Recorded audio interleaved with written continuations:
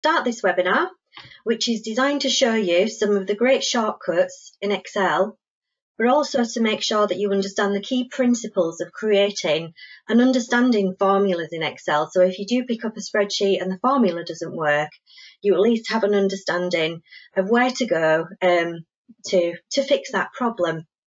So I have some objectives in front of us, but I'd like to start by having a look at some shortcuts and some auto features that you have within Excel. So this is the spreadsheet that I've put in the handout. If you can't get it, just send me a message, let me know, and I'll email it through. There's a few sheets down here that I'm going to work through this afternoon. The blue ones I won't work through, they're for you to just have a practice with going forward. So some of the auto features in Excel, I have a little spreadsheet here, which is just about product sales. So I've got different people. So Lee's been selling t-shirts, and in cell A4, I'd like to put today's date. Now I put today's date in spreadsheets quite a lot and find it a bit of a faff having to put all the slashes and the digits in. A keyboard shortcut for today's date is to hold down your control key, and next to L on your keyboard, you've got a semicolon. So just control, semicolon, will automatically put today's date in, if your computer date's right. So that's just a quick way of entering today's date. That's put a date in for Lee, excuse me, and I'd like all the other salespeople to have exactly the same date. So I could go all the way down doing control semicolon or copy and paste the date. And I'm not sure if you've ever used a feature called autofill. Do you want to just use your control panel now at the right, just in the questions or chat box? Just a yes or no will work if you've used autofill. So no, we've got some no's coming up. And we've got some yeses. Now, this might be one of those features where you look at it and think, oh, yeah, I have actually used that. I just didn't know what it was called. And it doesn't matter what it's called as long as you know how to use it. And when you put your mouse in the middle of a cell, you get a chunky cross. So that's what you would use to select your cells. If you put your mouse on the border of a cell, you get like a four-headed arrow, and you could use that to move a cell. Just undo that and put it back. But if you put your mouse in the bottom right-hand corner of the cell that you've selected, there's a little square which is called the autofill handle, so handle to get hold of. Your mouse looks like a little plus sign, and if I just click and hold and drag all the way down, Excel will automatically fill in the dates for me. Now what Excel's done is it's guessed that I want to fill a series of dates, so 11th, 12th, so going on sequentially. Now, if there's anything automated that a program, not just Excel, can do for you, if there's more than one possible outcome, you will see what's called a autofill options. It's like what we call a smart tag. So these autofill options, if I have a look at them, Excel is saying, well, I've guessed you wanted to fill a series of dates. Is that what you wanted? But look at all of these other options. So I could fill weekdays, taking out the 16th and 17th, the weekends, excuse me. But what I actually wanted was to copy the cells, which saves me having to do copy and paste or put the date in repeatedly. I'm just going to delete out these other dates for the time being, because Excel with the autofill options, the way that I filled that in was to click and drag the autofill handle. But Excel is also very good at looking at surrounding cells. So it knows that next to the dates, the names finish at row 13. So if I put my mouse on the autofill handle again, but this time instead of clicking and dragging, if I double click, Excel will automatically fill the list of dates and stop where the surrounding cells stop. Again, I can use the smart tag to copy the cells rather than fill in a series, but that smart tag will disappear if you don't use it. So for example, if I change the font colour here to blue, the smart tag's disappeared. Excel thinks, okay, well, you had your chance to use it, you didn't, so you clearly don't need it, I'll take it away. So that's autofill, and we will be looking at autofill quite a bit this afternoon in some of the other applications that we use. But just to recap on what we were saying there. So control semicolon was the keyboard shortcut for today's date. You can use autofill handle to click and drag or double click to fill a series. and then use the autofill options if what it filled wasn't exactly what you wanted. Let's go back to that spreadsheet. So if you thought autofill was good, you're going to absolutely love this next feature. The next feature we're looking at is called flash fill. It even sounds good. So I want to be able to sort this list of names that I've got here in alphabetical order by surname. But because Excel always sorts by the first character and then the first two and first three and so on, Alex is always going to come first in the list and Alice is going to come second, which isn't what I wanted. So I'm going to have to put my surnames in another column. So I'm just going to insert a column here, type a heading. Now there is a feature called text to columns, which you may have used before, but I'm going to use flash fill instead. So giving Excel a hint of what I'm looking for. So I've got Lee Thomas in here, and from Lee Thomas, all I want is the surname Thomas, and accept it. Going back to the cell, I'm going to get hold of that autofill handle again, and either drag or double click down the list, and it fills in Thomas, Thomas, Thomas, Thomas all the way down. Now I need to tell Excel, actually, that's not what I wanted. I wanted you to look at the surrounding cells and pick up some information that you can see based on my first entry. So going to the Smart tag, I'm going to change that to flash fill. And there you go, without entering endless loads of data, you can just flash fill the dates. In fact, I'm going to just delete these dates because Excel will actually give you a hint without having to use the flash fill or tag. It is magic, Stefan. I'm glad you like it. And we've got an ooh there from Robert as well. Thank you. So with flash fill, if I start typing in Thomas again, press enter, and then start typing in Smith, Excel looks at the screen and thinks, hang on a minute, I can see some similarities from what you've typed here from surrounding cells. And if you can see the faint names there, it's giving me a hint as I think this is what you want to fill in. And it's right. I'm just going to press enter. And there we go. I don't even have to remember to use flash fill. It just fills the information in for me.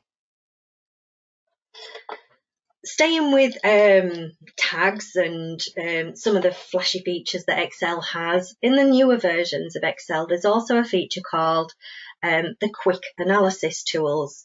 So when you have two or more cells selected, so even if it's just two cells selected, there we go, we've got quick analysis, or more cells selected, we get these quick analysis tools, but only if Excel notices there's something that it can do with them, so it can analyse the data for me.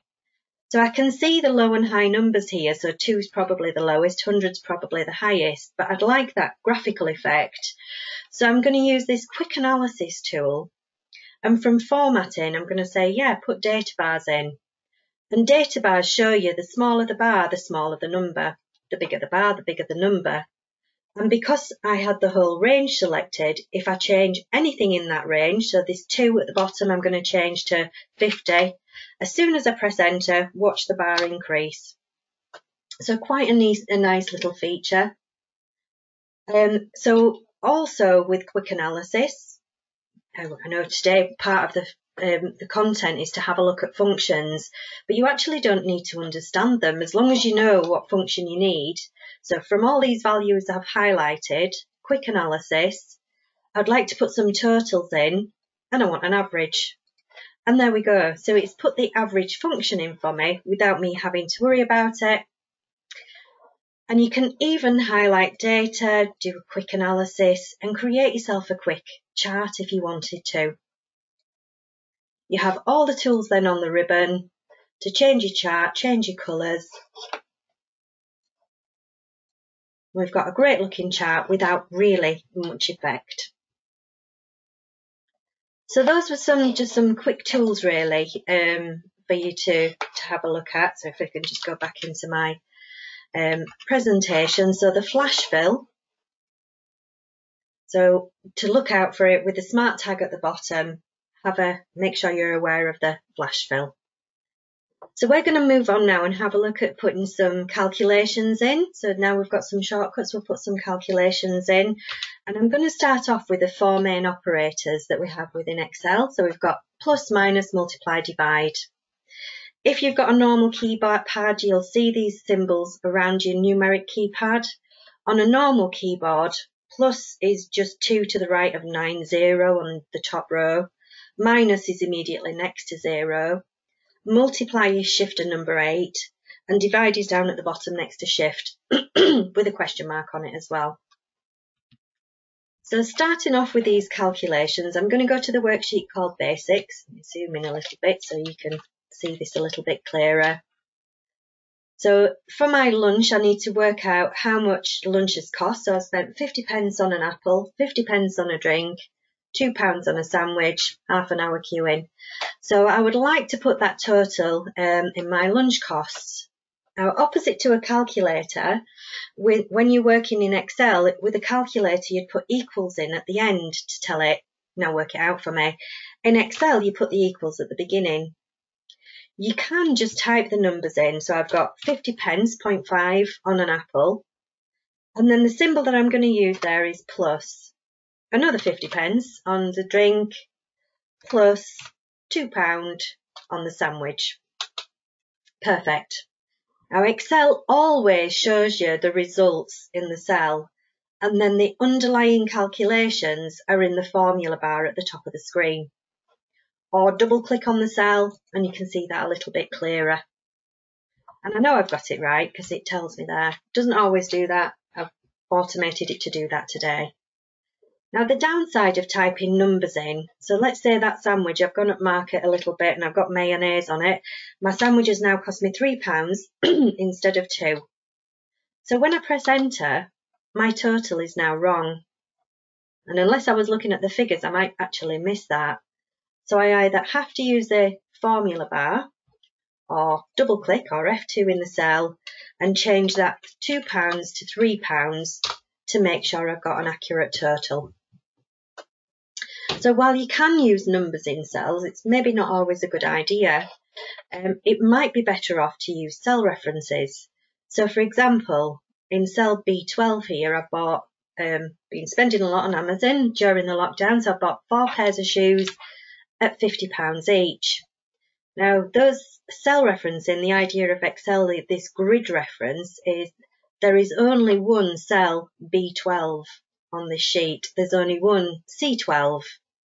So in the formula, so I'm going to click where I want the answer to go and start off with equals. If I type the cell reference, so the number of pairs is in B12, times by this time, so it's the asterisk, the price per pair is in C12.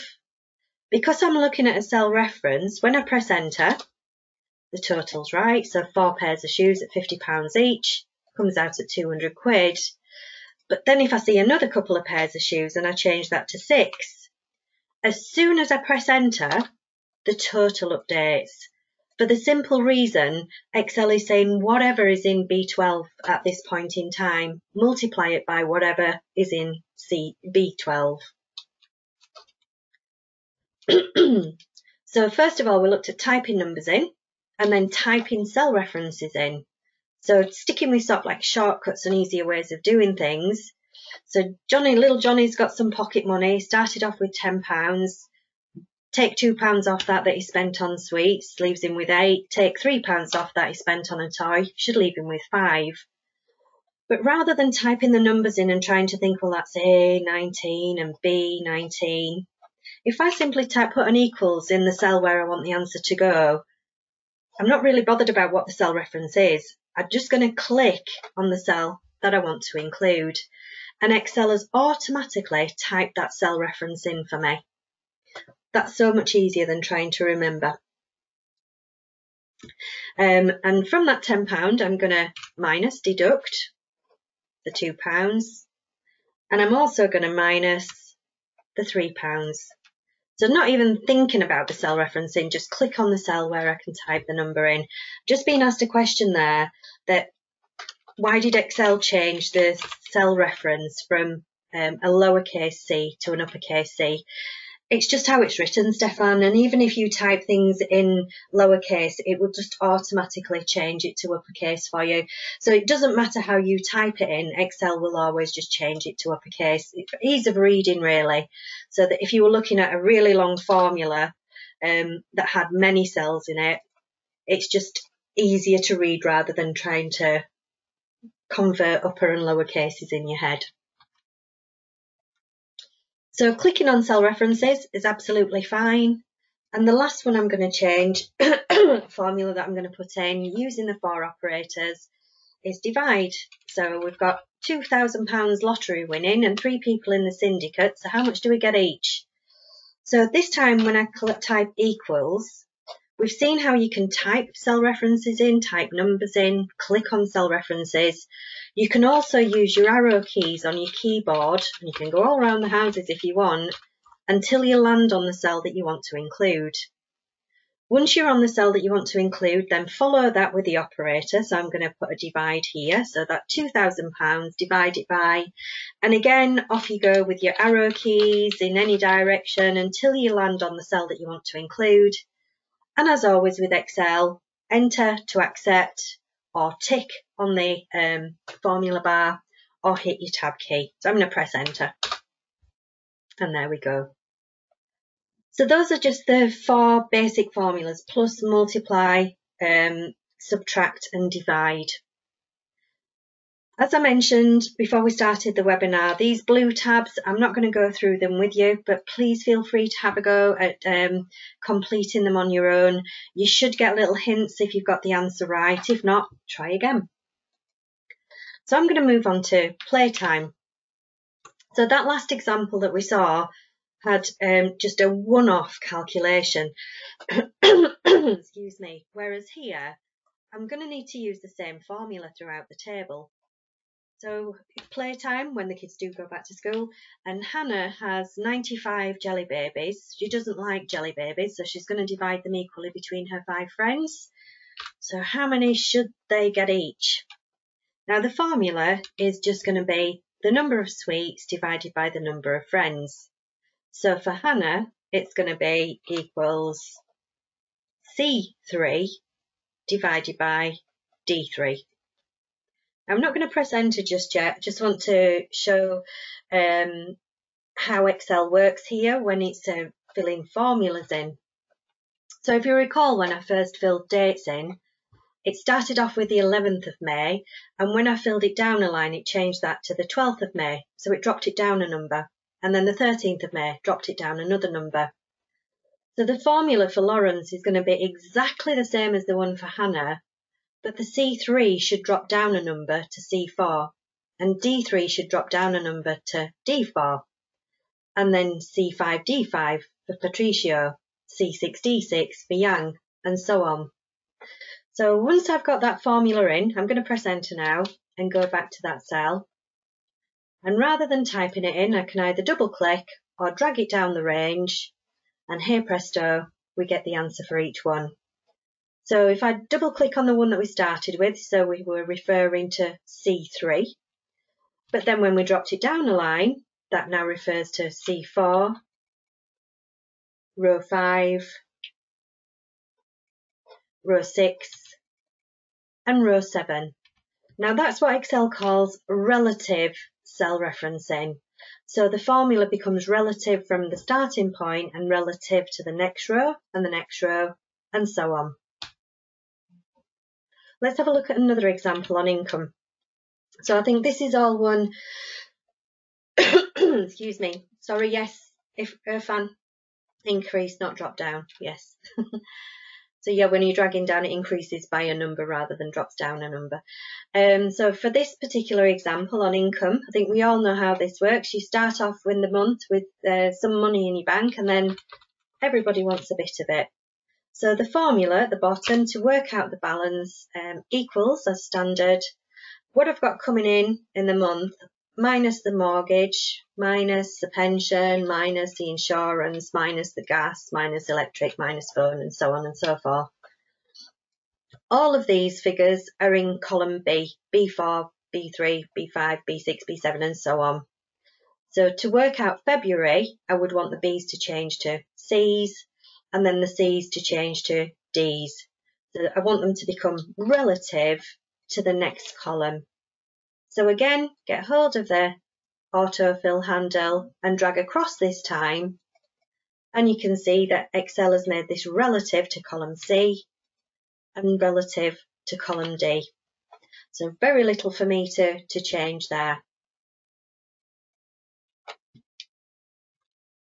Okay, just taking this on a step further, it's, I suppose, thinking about formulas, because we've had a look at using just a plus symbol or a minus symbol. We've had a look at, with the income, using lots of different cell references, but the symbol's all minus, minus, minus, minus, minus. What if you needed to include different operators, maybe a plus and a minus and a divide? And that's what we've got in this example here. So again, we had Lee selling t-shirts, and those t-shirts have been sold at £7. That was the recommended retail price, but then we took £2 off that. So that £7 now becomes £5.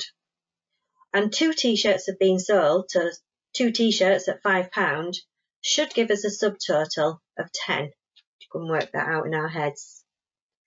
So we need to think about how Excel works this out. So let's have a look at the formula. So we're going to start off with equals. We started off with the £7, so D4. We then deducted, so minus the £2 discount. So in my head now I've got 5. And then we're going to multiply that by the number that we've sold, F4. And we know that we should get 10 as the answer. So when I press enter, why do I get 3? Let's have a go with the chat again. Can anybody tell me what I'm doing wrong there in the formula? Go back and double click on it. What am I doing wrong there? How can I make that work? Anybody want to hazard a guess? Helena, yes, right, Helena, and then Helen as well. Fastest fingers first. We've got need brackets and Bobmess. So I'm just going to go back to my presentation and talk about that before we come to fixing the formulas. Okay, so Bobmess, that was one that Helen said, thank you. I don't know if you've heard this, but it's an acronym to sort of like as an aid memoir to trying to remember how Excel calculates its formulas. And Bobmess is like the order of precedence. It's like your A, B, C for maths. So it doesn't matter how you type a formula in, whereabouts you put your minus and your multiply. Whenever you press enter, Excel will always look at it and go, right, anything in brackets is done first. Ordinals are second, like to the power of and square root of, stuff that I never use. Divides next, followed by multiply, add, and then subtract. Now, if you've got any children at home that are doing GCSEs, they'll be screaming at you now saying it's Bidmas. So instead of ordinals, it should be indices, but tomato, tomato, same thing. So let's have a look at the formula that we put in. So just thinking about the numbers, we had 7 minus 2 times 2. So with the Bobmess or Bidmas, Excel would look at this and think, right, anything in brackets? No.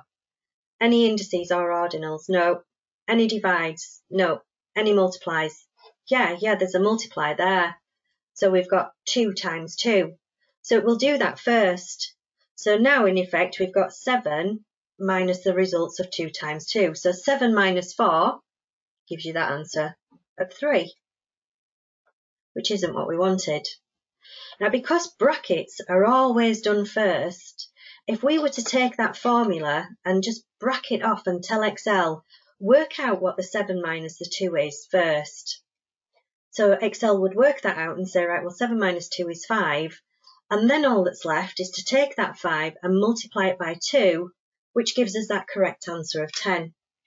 So if we were to put our brackets in, let me go back to the spreadsheet, nothing wrong with that formula. I just need to tell it to work out D4 minus E4 first. So take the 7 and deduct the 2. And then when you've got that subtotal, if you like, then times it by the quantity. Now we get the correct answer of 10. And again, these cell references are relative to row 4 at the moment. So if I was to drag the formula down, they would become relative to row 5, then row 6, 7, and so on. So let's drag those down and just randomly double click on one to check, yes, that's relative to row 10.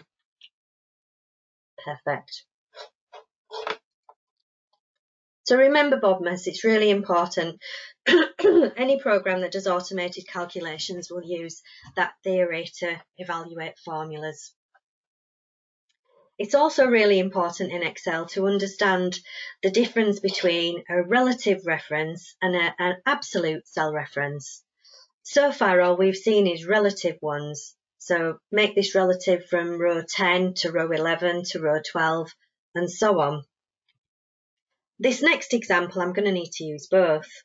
So I need to work out the sales commission for Lee, and I know that Lee's subtotal is 10, and I'm going to take that 10 and multiply it by the percentage that Lee gets. So start it off with equals and click on the 10 that I want to include for Lee. Thinking about the formula, when I fill this formula down, I will want that G4 to become relative to the next row, G5. So for Chris, it'll be looking at 180. Then relative to G6 for Alex, so £62.02. So that cell reference can stay relative. But when I multiply it by the percentage is in cell H2, not anywhere else. When I fill the formula down, I don't want it to then times it by the word sales commission, because that's just going to give me an error. So I want it to be fixed. I want to tell Excel the 12% increase is in H2. It's H2, H2, H2. It's fixed. It isn't going to change, or what Excel calls an absolute cell reference. Let's just see what happens if I don't fix the cell reference. So I'm going to press enter. So Lee's is right. So 12% of £10 is £1.20. But if I fill the formula down, oops, I've got loads of errors in here. And there's no way that 12%, so a fraction of £30, can be 300,000 for Jay's details that we have here. There's no way that can be right. So I know that those figures are wrong. I just go back to my presentation. So how absolute and relative cell references are written in Excel. Relative cell references, how they're written is just the column letter followed by the row number. Whereas absolute cell referencing, you have a $sign before the column reference and you have a $sign before the row number. The $sign has got absolutely nothing to do with American currency. It's almost like a little bit of code that says anchor this cell or fix this cell. So when you drag it up, down, left or right, it stays constant at that reference.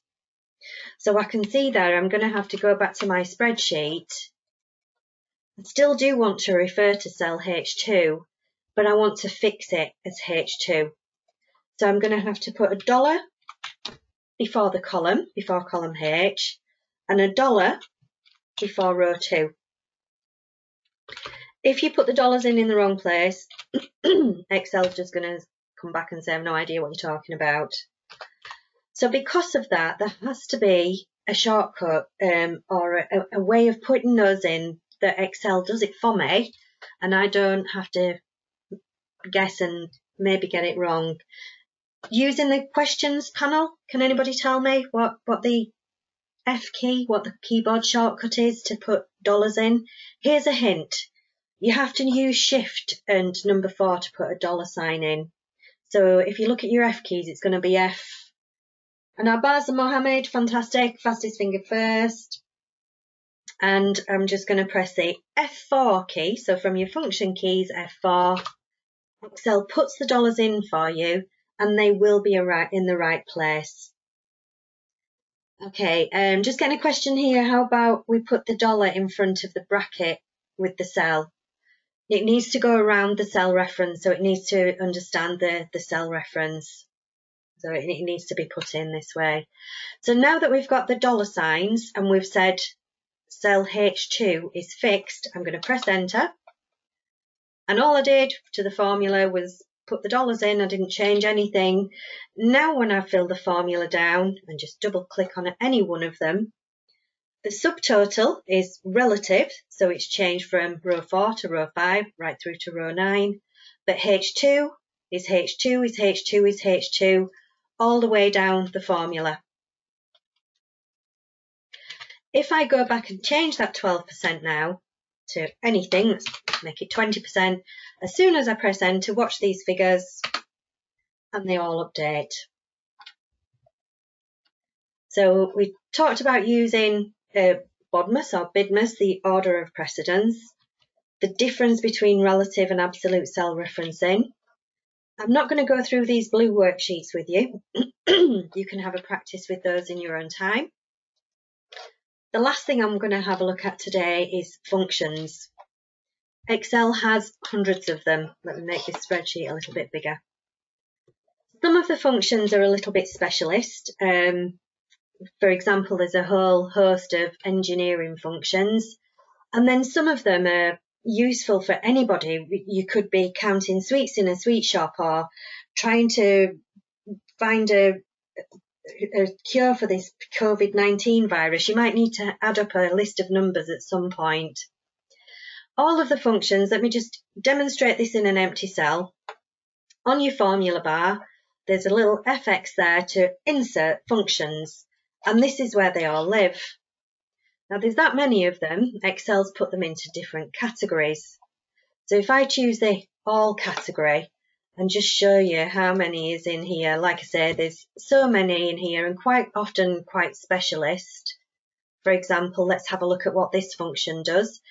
It returns the inverse hyperbolic cosine of a number. Now personally I've never needed that, and I think I'll sleep well tonight without knowing it. But how Excel works is it also shows me this is how you write the formula. So assuming the equals at the beginning, you type the function name, and then you have to have a bracket. In the middle, I'm just going to need a number from you, and then close the bracket at the end. And all the functions are the same. So if we were to choose a different one, it tells us what the function does. And in the brackets here, you can see this function needs more arguments, and they're separated with commas. Sorry, not columns, commas. Now, if I have a look at most recently used, that's all I ever use, to be honest. This shows me the last 10 functions that I've used at this PC, and I want to sum up a list of figures. So click on sum, and it says this is going to add up all the numbers in a range of cells. Good, that's what I want. So I put equals. Well, if you look at the formula bar, I didn't type that. Excel's put that in for me automatically. After the equals, you're going to need sum. You're going to need an open bracket and a closed bracket at the end. And in the middle, all I'm going to need is numbers from you. It's exactly what I need. So I'm just going to click OK. And here we have the function argument. So Excel's now saying to build your sum function, what numbers do you want? Well, let's just pick some random numbers. Are there more numbers? Yeah, let's pick some more random numbers. Are there even more numbers? Yeah, let's go for some more random numbers.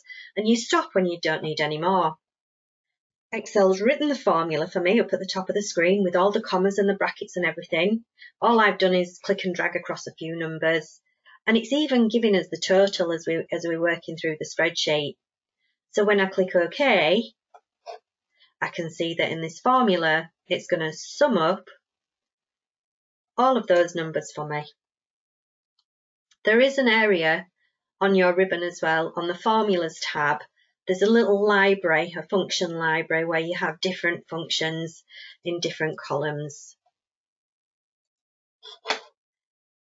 Typing functions in, I suppose if there's a function that you use all the time, it's just as easy to type it in because you understand it fully. But if it's something that you will use once in a blue moon, maybe using the formulas tab or the function library can help with that. But when I'm typing a formula in, so I've just clicked in the empty cells at the bottom of the figures in the apples column, and I'm going to start it off with equals. Now, as soon as you type a letter after the equals symbol, equals, Excel comes up and says, okay, they've got a load of functions that start with that one. Well, I want sum, so if I type more in, it'll home in. And if I click once on the sum function, Excel just confirms this is used to add all the numbers in a range of cells. That's what I want. So I'm going to double click on sum, which finishes typing off the word sum and opens the brackets. Now, if you have a look underneath the cell, because I've opened the brackets, Excel stops telling me what the function does and starts giving me some hints, like give me some numbers to add up. So with my mouse, I'm just going to, in one swift move, click and drag down all the figures for apples. I don't have to worry about putting the colon in the middle, which is like to. You should really close the brackets at the end, but to be honest, if you don't close them, Excel will. And press enter to finish your formula. I mentioned that there's lots of features in Excel that start with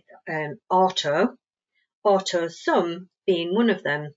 So this time I'm going to click at the bottom of oranges where I want the oranges total to go. And we do have AutoSum on the formulas tab, but it's also a really popular function. So on the home tab at the far right hand side, I can ask Excel to automatically put the sum function in for me, and you can see what the keyboard shortcut is there as well. So when I press AutoSum, Excel does all this guesswork. It's like, right, well, you definitely need equal sum open brackets and then close brackets. And I'm guessing you want to sum up the numbers that's above where the formula is, and we get marching ants going round them. Don't get me wrong, you can use these corner brackets to expand and collapse your range until you get it right. But if it was right already, all that I really needed to do was press enter. And you're probably thinking, well, you already had that, and if we have a look at this formula, it's relative to column C at the moment. Surely we could have filled it across? You're absolutely right, we can do. I just wanted to sort of demonstrate different ways of putting the formula in. So instead of for pears, I would want the formula to become relevant to column D, and then E for grapes, and so on. The bottom right corner, and drag it across. Be careful about AutoSum. My advice would be always, excuse me, always double check what Excel is attempting to do with your spreadsheet. So this time I want to add up all the January figures. So I've clicked in H5 and I click AutoSum. The matching ants are going around the right cell, so I press enter. I'm going to do that again for February. Matching ants going round the correct cells on row 6, so I'm going to press enter. Now watch what happens for March when I press AutoSum. Instead of adding the cells to the left, it's tried to add up and down, which isn't right. If Excel's got the wrong cells, all you have to do is just ignore that, put your mouse in the first cell that you want to include, and click and drag to the last one. So all you're doing basically is saying, not those ones, these ones please, and then enter. Just one more time, I'm going to do the same for April and end up with the same problem Excel wants to drag up and down. You do often, when you're putting formulas in, end up with what's called a circular reference. So this time when I drag April, I should really stop at column G, but I'm going to drag too far and I'm going to include H8 into the formula. Well, H8 is where my sum is, my total. So what I'm asking Excel to do now is add the total into the total, but it doesn't know what the total is yet to add the total into. A little bit like a dog chasing its tail. Put the total in the total. I don't have a total yet, but still I want you to do that. So when you press enter, a few things happen. You get a very loud error message popping up on your screen. I don't think I've actually ever read that fully. Just tend to click OK. I can see that can't possibly be right, so that can't possibly be 0. And the status bar down at the bottom of the screen says you've got a circular reference in H8. So I'm just going to delete that and then put the formula in again. So if that happens, you've probably just dragged too far when you're selecting a cell range. As before, I could always fill. Any hashes in a cell just means the column isn't wide enough. So you can still see that there's a number there. The column just needs to be a bit wider. So even with AutoSum, let's count these movements. Let's delete these and start again. So with AutoSum, I would 1, click where I want the total to go. 2, click AutoSum. Double check it. 3, press enter. 4, go back to the cell. 5, fill it all the way down. Okay, got to be an easier way than that. So that was 5 moves. Well, if we think about it and just highlight all the empty cells where we want the totals to go, 1 move. Does anybody want to tell me what I'm going to press next? Do you want to just use the chat panel, the question, tell me what comes next? So I've highlighted where I want the answers to go. To put sum in, I'm going to do what? AutoSum, Stefan, thank you. So just AutoSum. So 2 moves, well done Stefan. 2 moves instead of 5, sorry. So highlight where you want the answers to go, AutoSum. So 4 moves in total. I'm sure I could get that down, so let's delete those out one last time and those out one last time. Because I want totals at the bottom and at the side, if I just highlight, this time highlighting all the numbers that I want to sum up, but to give Excel a hint to where I want the answers to go, I'm going to select the empty cells in column H and the empty cells on row 17. So basically I've got all the numbers and then I've hinted Excel, fill in those blanks for me. So that was 1 move, AutoSum, 2 moves, and you just can't beat it, rather than putting AutoSum in again and again and again. So as we mentioned, that functions are always written in the same way. So we've got the function name and an open bracket. You've got your arguments and a close brackets. So the sum function just needs a start cell, to, which is like a colon, an end cell, and a close brackets. And all statistical functions are exactly the same. So if I needed to find an average for apples in B19, it would be exactly the same, but using the word average instead of sum. Oops, didn't mean to press escape there. So it'd be the same as that one, but the word average instead of the word sum. Again, I could type it in, but if I click in cell B19, and I'm not going to press AutoSum this time, important not to press AutoSum, but I'm going to use the drop-down arrow next to AutoSum. And here you have all the statistical functions that Excel has to offer. I need an average function. So looking at the formula that Excel has put in, it's guessed it wants to do an average of everything from B5 right down to B18. Well, that's not quite right, because if I include the total, I won't get a true average. If I was going to work out average in my head, I would say add all those together, divide them by 12, because there's 12 cells with numbers in. But that's what the average function does. So as I was saying before, if Excel has the wrong cells, just ignore that, with your mouse, select the right ones and press enter. Again, with statistical functions, so doing a bit of an analysis of your figures, I want to find out what's the lowest figure for apples. So 256, yeah, 256 is the lowest figure for apples. That can be quite time consuming, particularly if your figures then change. Then you'd have to go and change your minimum. So again, click in the cell where I want the answer to go. Let's have a look at the statistical functions that Excel gives me. So minimum, it's got to be min. It's got to be that one. Again, Excel's guessed at the wrong cell, so I'm just going to redirect it and tell it, no, find the minimum of those, please. And the minimum is now 20 as I went to change it. The opposite to that, what's the maximum? What's the biggest number? So again, click where you want the total to go. Drop down arrow on AutoSum. Opposite to min, we've got max. It's picked up the wrong cells again, so I'm just going to say, not those, these ones. Okay, presto. And count is there's 1, 2, 3, well, there's 12 months, so there's effectively 12 cells there with numbers in. So click where I want the totals to go, count the numbers of that little lot, and there's 12 cells with numbers in. Now we have one average, referring to column B. We've got one min, referring to column B, and a max, and a count. So I could highlight all 4, and because they're relative cell references, fill them all the way across, and I get totals for the whole table.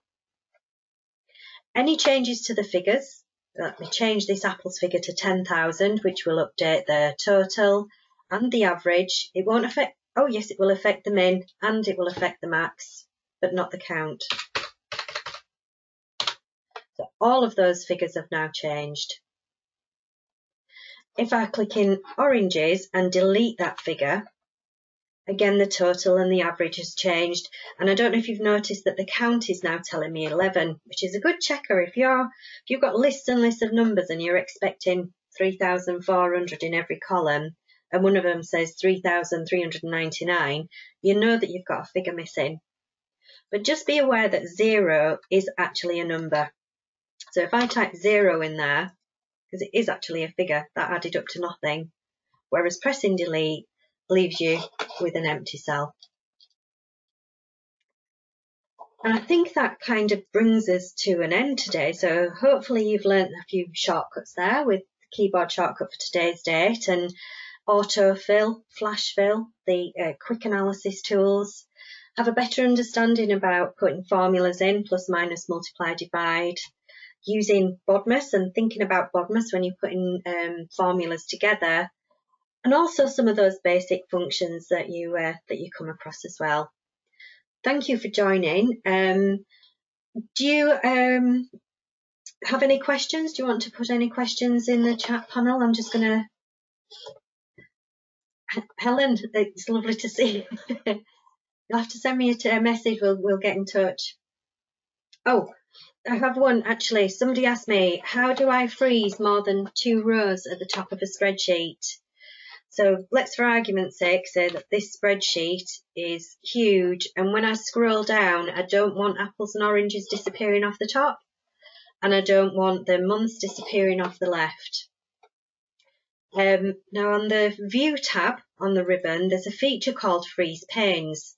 Now there's a couple of options. One says Freeze Top Row and Freeze First Column. Now Freeze First Column would be fine for the January, February, March, but Top Row is just this fruit report.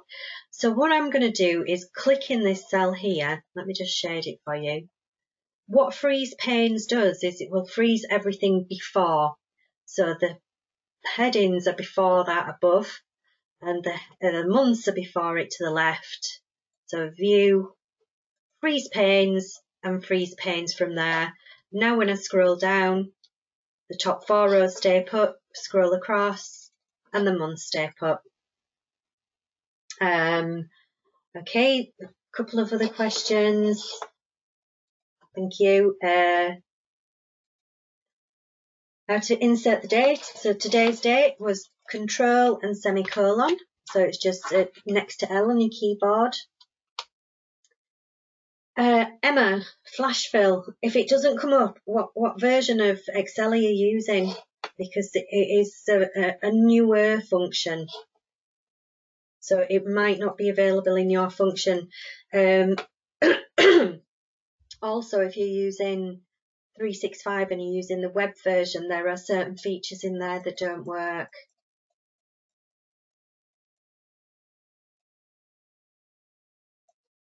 Just going through the questions, making sure I've not missed anything.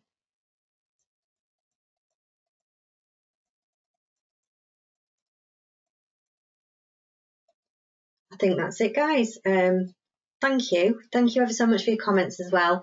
There is a little survey at the end of this webinar if you want to fill it in. You don't have to, but it might be nice. Thank you for joining. Hope to see you on future webinars, and please take care and look after yourselves.